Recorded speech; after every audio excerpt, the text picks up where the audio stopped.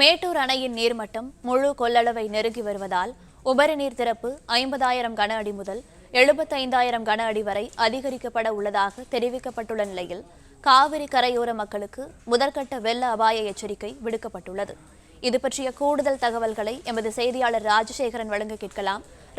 ராஜசேகரன் வணக்கம். இது பற்றிய விரிவான விவரங்கள். வணக்கம்.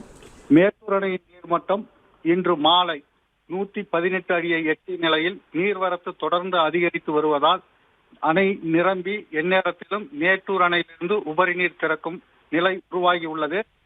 தொடக்கத்தில் வினாடிக்கு 50,000 கன அடி திறக்கப்படும் நீரின் அளவு படிப்படியாக 25,000 கன அடி வரை அதிகரிக்க வாய்ப்புள்ளது.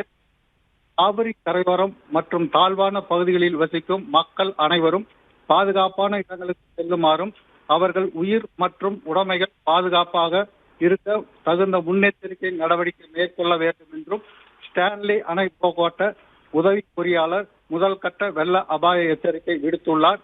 சேலம், ஈரோடு, நாமக்கல், கரூர், திருச்சி, அரியலூர், தஞ்சாவூர், திருவாரூர், நாகப்பட்டினம், கடலூர் உள்ளிட்ட மாவட்ட ஆட்சியர்களுக்கும் இந்த வெள்ள அபாய எச்சரிக்கை விடுக்கப்பட்டுள்ளது.